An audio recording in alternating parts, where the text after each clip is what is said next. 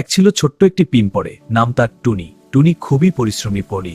সকালে সেই বটত খাবার জোগাড় করতে। একই গাছের ডালে থাকতো এক টিকটিকি, নাম লালু। লালু ছিল খুব অলস।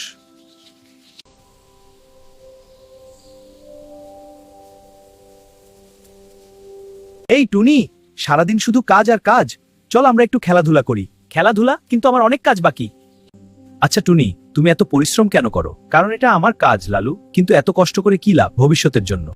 এখন কষ্ট করলে পরে আর কষ্ট হবে না। আহা, আমি তো দিব্যি আছি।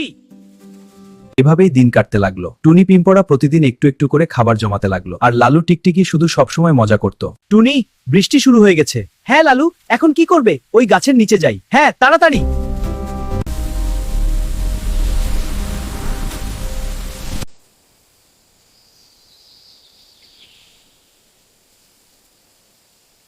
টুনি, আমার খুব ক্ষুধা লেগেছে, একটু খাবার দেবে?